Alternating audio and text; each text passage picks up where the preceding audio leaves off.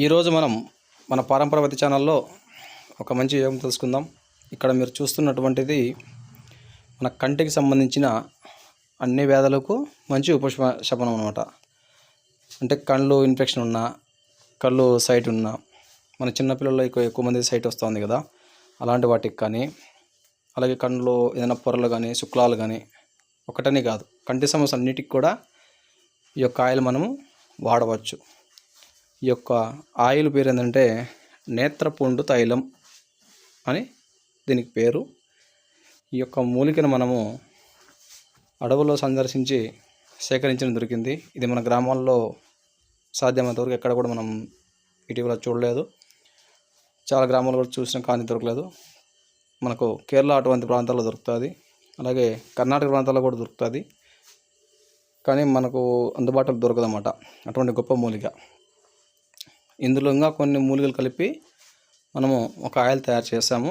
ఈ యొక్క ఆయిల్ను మనము డైలీ కంటికి డ్రాప్స్గా మనం వాడినట్టయితే మన యొక్క కంటి సమస్యలు అన్నీ కూడా మనకు దూరం అవుతాయి.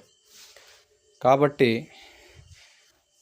ఇలాంటి వీడియోలు ఎన్నో మీరు చూడాలంటే మన ఛానల్ని లైక్ చేసి సబ్స్క్రైబ్ చేయండి, షేర్ చేయండి. అలాగే ఈ తైలం కావాల్సిన వారు కూడా మన పరంపర వైద్యశాలను సంప్రదించండి. ఈ ఆయిల్ మనకు ఒక 15 ml బాటిల్, 30 ml బాటిల్లో మీకు లభిస్తుంది. ఒక 100 రూపీస్ అలా ఉంటుందన్నమాట. ఒక బాటిల్ వాడితే సరిపోతుంది మనకు. కాబట్టి ఇలా ఎంతో గొప్ప ఔషధము. మనకి ఔషధం తయారు చేసేదానికి కనీసం లేదంటే ఒక నెల రోజులు పడుతుందన్నమాట. అంత కష్టం ఉంటుంది. డైలీ దీన్ని మనము జాగ్రత్తగా చూసుకుంటూ వండుకుంటూ రావాలి.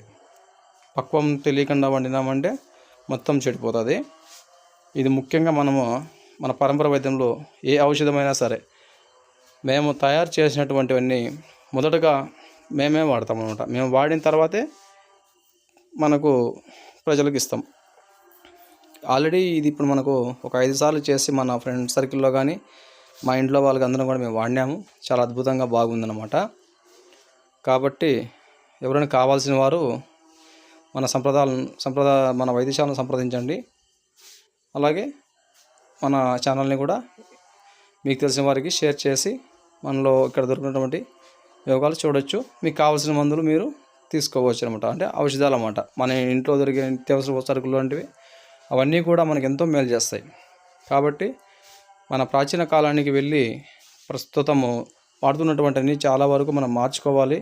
మన జీవన శైలిని మార్చుకొని మన ఆహారపు అలవాట్లు కనుక మార్చుకున్నట్లయితే చాలా వరకు రోగాలకు మనకు మన ఇంట్లో ఉన్న చిన్న వస్తువులతోనే, చిన్న మూలికలతోనే మనం చిన్న ఉంటే ఇప్పుడు యాలకుబుట్లు కానీ, దాల్చిన చెక్క, మిరియాలు, అలాగే మన అల్లము, సొంటి, పిప్పళ్ళు ఇలా ఉన్నాయి కదా, ఇలా చాలా వంటితో మనం తగ్గించుకోవచ్చు అన్నమాట.